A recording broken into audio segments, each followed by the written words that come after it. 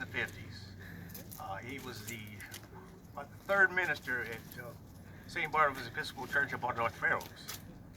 And he also was an educator and for years. And it got stressful for him. And he had a hard time deciding what he wanted to do, go to the ministry or go into the education. So he went with the education. And he ended up as a counselor at Muir High School in the 50s, about 54, 55, when Muir turned into a high school from the college era and so forth. Prior to living here, he used to live over on Wilson Avenue, on the east side past Lake Street. And regarding the covenants, you did not pass Lake Street, hardly. There were only a few about 6 families that were in that area past Lake on Michigan, Wilson, around there. There was the Ridley family, there was the Johnsons, Moses, Reverend Downs, that was the minister at the time at Scots Methodist Church. So there's just a little small group of families that somehow got over in that area. And then he moved over to this area, and this wall here, I remember as a youngster, a young person, jumping the wall, getting in the pool. He had 2 sons, Denny and Danny, and they used to have a lot of fun. But we would climb the wall, and instead of going around the front, that's Watkins Drive on that side over there. We would just climb the wall, and that's it. They have a party. So, but that's Dr. Moses. He was a wonderful person, and I was very close to him because at that time when he was at the church, I was his #1 acolyte. So we had a very close relationship. And he helped me along the road a lot. He along with a lot of other people, had a lot of influence on my life because I've had several. But this last one was the best.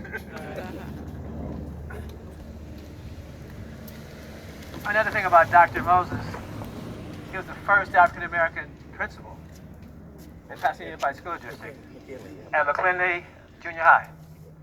So, again, the point is that African Americans were handling their business, and we were involved in everything in this town. And so, I want you, the takeaway is that,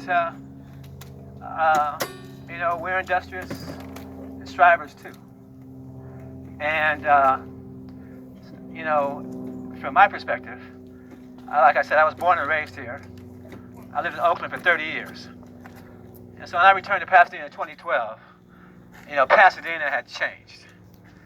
My peers were gone, and we have a whole new crowd here that people moved from Los Angeles to appreciate the benefits of Pasadena.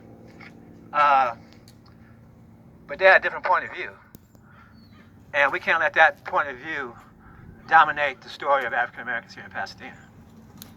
So we're going to journey up the street here. I have a question. And then we're going to make a quick jog on Slido Road. We have a question? That house over there.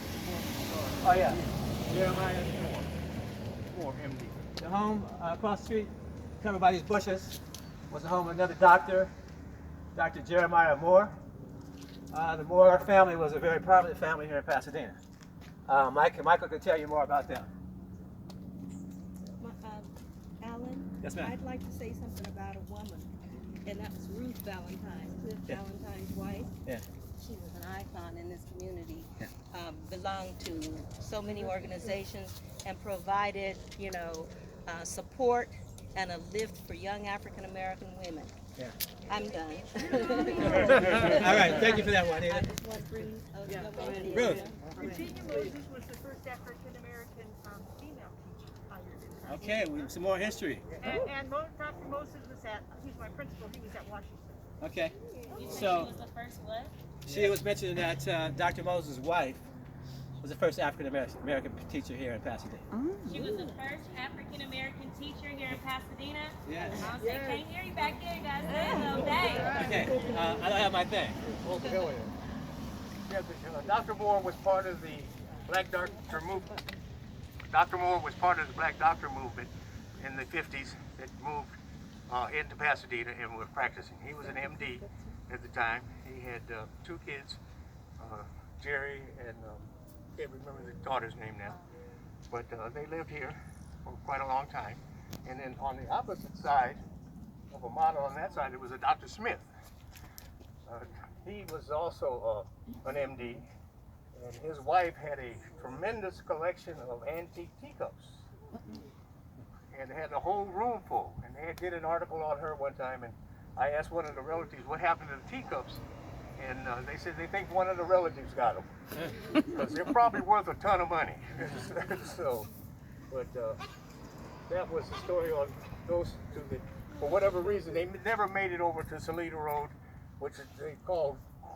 I don't know who coined it, the Doctor's Road, but we had 5 doctors living over there at the time, 4 or 5. So I guess that's appropriate. Okay. Anybody have any other questions or input?